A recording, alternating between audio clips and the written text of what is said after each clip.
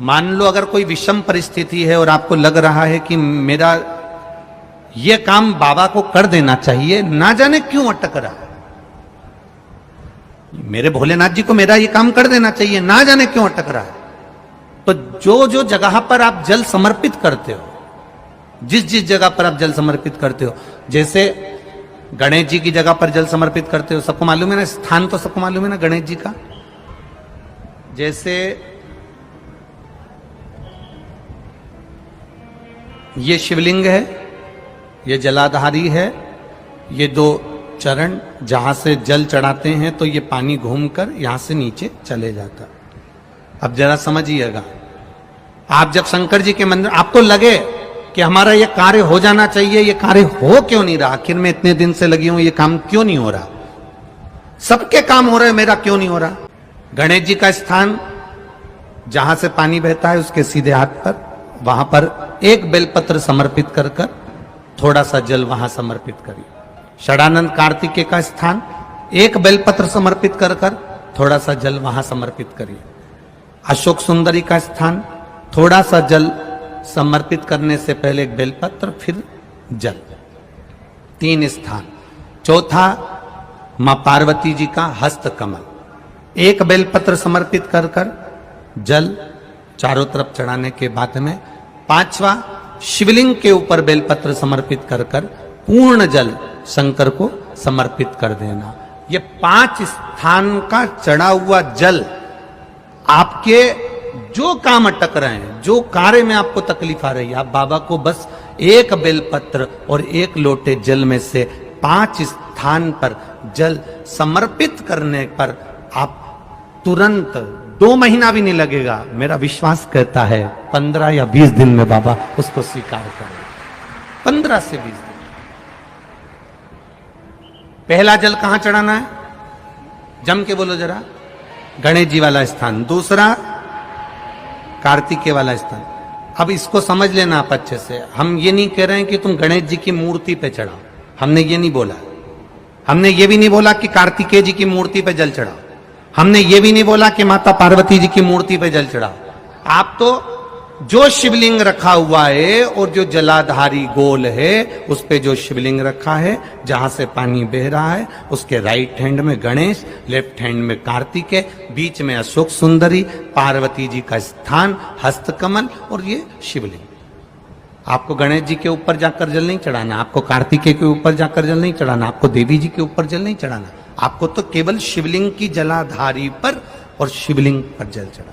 पहला स्थान बोलते जाओ जम के, केवल जल नहीं, बेलपत्र फिर जल। दूसरा कार्तिकेय, तीसरा अशोक सुंदरी, चौथा अब पार्वती जी को जो तुम जल चढ़ाओगी और बेलपत्र चढ़ाओगी उसमें तुम्हारा स्मरण होना चाहिए, तुम कहां बैठी हो जल चढ़ाने के लिए, तुम्हारा ध्यान कहां है, कहां बैठकर शंकर जी को जल चढ़ाना चाहिए। आपको पहले भी कथा में कहा, जहां से जलाधारी का पानी बह रहा है इसके ठीक विपरीत जगह में आप यहां बैठ जाओ। उत्तर दिशा में पानी जाता है तो आप दक्षिण दिशा में बैठकर उत्तर की ओर मुख कर कर बाबा के, मां पार्वती जी के हस्त कमल पर बेलपत्र रखोगी, जल चढ़ाओगी और वहीं से बाबा को तुरंत आनंद के साथ में बेलपत्र चढ़ाकर जल चढ़ाओगी। भले खड़े होकर या वहां जाकर तुम यहां पर जल चढ़ा दो, परंतु उसके बाद में जब आप जल चढ़ाओगी, जब बाबा पार्वती जी को जब बेलपत्र और जल चढ़ाओगी तो आपका मुख कहां होना चाहिए, जहां से पार्वती, जहां से ये जल बहकर जा रहा हो, यहां बैठोगे तो जल जहां बहकर जा रहा है उधर की साइड तुम्हारा मुख हो जाएगा, उत्तर की साइड तुम्हारा मुख हो जाएगा और बाबा को आप जल समर्पित कर। तो पहला जल बेलपत्र गणेश जी, दूसरा कार्तिकेय जी, तीसरा अशोक सुंदरी, चौथा माता पार्वती जी का हस्त कमल और 5वें नंबर का जल भगवान शिव के ऊपर, अर्थात भगवान देवाधिदेव महादेव से प्रार्थना करते हुए कि तेरा ही दिया मैंने खाया पिया है, तेरा शुक्रिया है, तेरा शुक्रिया। बाबा से प्रार्थना करते हुए, बाबा से अपने दिल की बात कहते हुए, बाबा से अपने मन की बात कहते हुए, अपने हृदय की बात भगवान देवाधिदेव महादेव से कहते हुए, ये 5 स्थान पर चढ़ाया गया जल आपके मनवांचित फल की प्राप्ति करा देता है, आपको सुख का अनुभव करा देता है। 5 जगह पर चढ़ाया गया। शंकर भगवान के 2 तरह के भक्त होते हैं।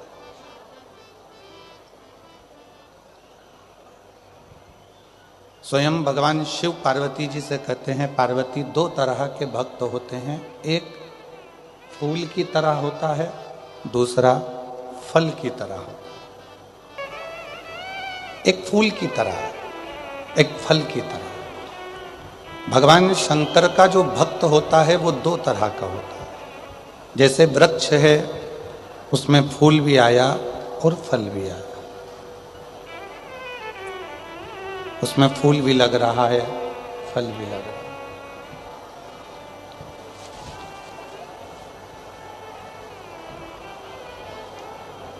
पीछे की आवाज बढ़ाइए, पीछे की आवाज बढ़ाओ।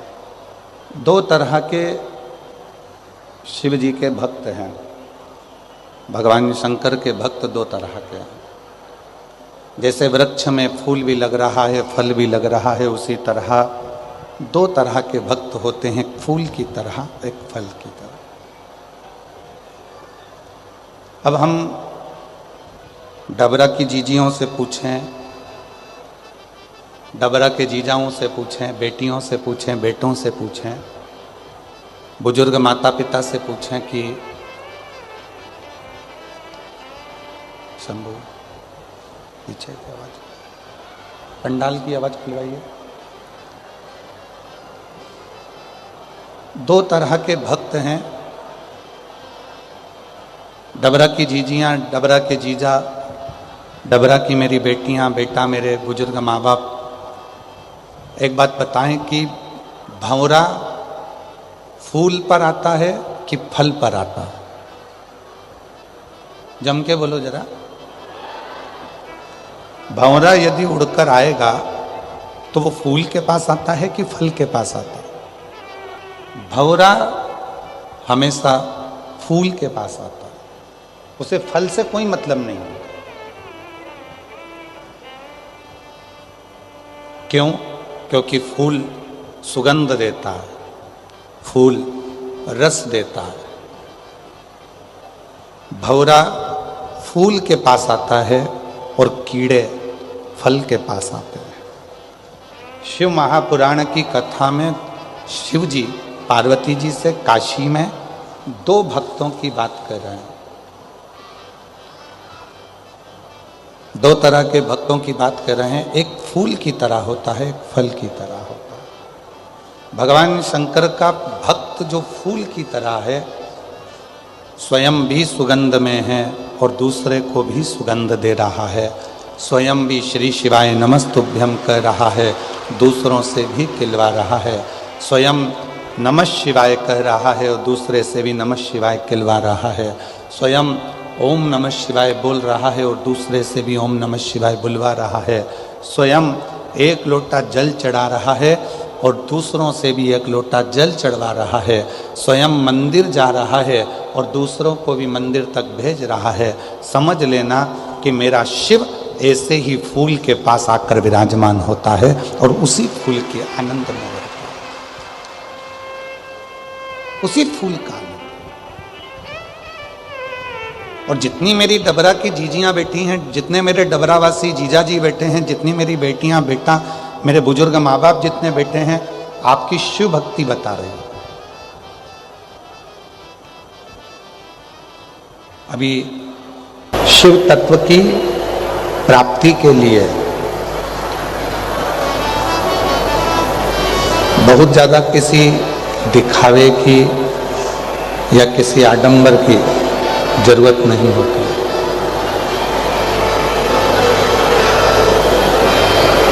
शिव महापुराण की कथा कहती है कि हम जिस मंदिर में भगवान शंकर को रिझाने के लिए, जिस शिवालय में भगवान शिव को मनाने के लिए जाते हैं, पहले तो उस शिवालय के प्रति आपका विश्वास दृढ़ होना चाहिए। आपके मन में यह भाव नहीं आना चाहिए कि यह मंदिर तो अभी थोड़े दिन पहले ही बना है। आप में से कई मेरी जीजियां, मेरे जीजा, मेरी बेटियां, बेटा, मेरे बुजुर्ग माँ बाप ऐसा विचार कर लेते हैं कि हमारे पास में घर के नजदीक में एक नया मंदिर बना है, तो उसके मन में यह आ जाता है कि यह नया मंदिर है, वो पुराना मंदिर है।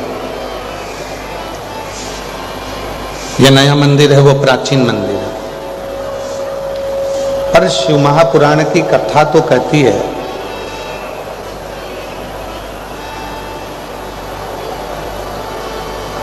कि मनुष्य तो मनुष्य है ना।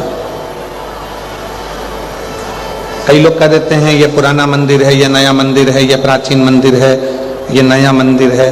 एक बात आपसे पूछें, छोटा सा बच्चा है, चाहे वो 4 साल का है, चाहे वो 3 साल का है, चाहे वो 3 महीने का है, चाहे वो 3 दिन का है, चाहे वो 30 साल का है, चाहे वो 35 साल का है, चाहे वो फिर 75 वर्ष का हो गया, 80 वर्ष का हो गया, 90 वर्ष का हो गया, 100 वर्ष का हो गया।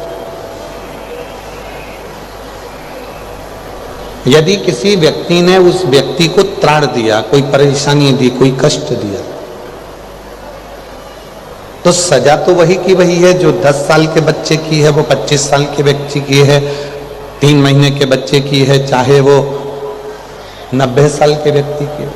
तुमने अगर उस बच्चे को कष्ट दिया है, चाहे वो 3 महीने का है, 6 महीने का है, 6 साल का है, 12 साल का है, 18 साल का है, 25 साल का है, कोई 50 साल का है, कोई 100 साल का है, उसको अगर तुमने कष्ट दिया है तो आपको सजा उतनी ही भोगना पड़ेगी। उसी तरह नए मंदिर में चाहे भगवान शंकर बैठे हों, चाहे प्राचीन पुराने मंदिर में भगवान शंकर बैठे हों, आप किसी भी मंदिर में जाकर 1 लोटा जल चढ़ाओगे, फल उतना ही प्राप्त होगा जितना 12 ज्योतिर्लिंग में जल चढ़ाने से प्राप्त होगा। फल उतना ही मिलना, फल वैसा कि वैसे ही प्राप्त होगा। कई लोगों के मन में भ्रम हो जाता है कि नहीं साहब, अमरनाथ जी जाएंगे तो भगवान शंकर मिलेंगे, केदारनाथ जी जाएंगे तो भगवान शंकर मिलेंगे, काशी जाएंगे तो भगवान शंकर मिलेंगे, उज्जैनी जाएंगे तो भगवान शंकर मिलेंगे।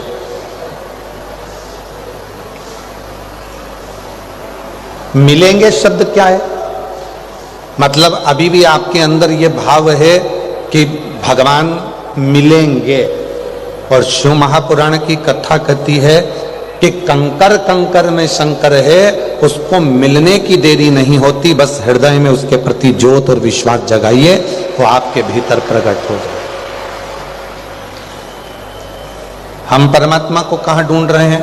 मंदिरों में। हम परमात्मा को कहां ढूंढ रहे हैं? तीर्थों में।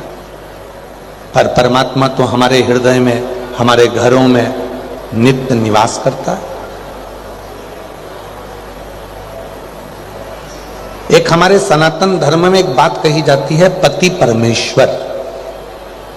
बोलो सही है कि गलत है? बोलते कि नहीं बोलते? पति परमेश्वर।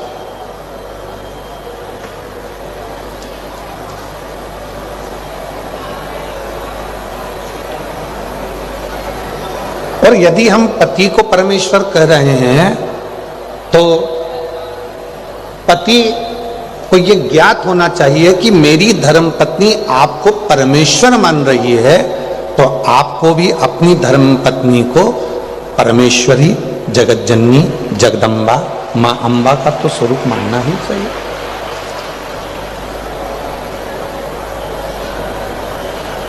शिव पुराण कहती है अगर घर के बुजुर्ग को हम कहते हैं ये हमारे माता पिता, ये भगवान का स्वरूप है, तो घर में रहने वाली बहू और बेटे भी तो भगवान का स्वरूप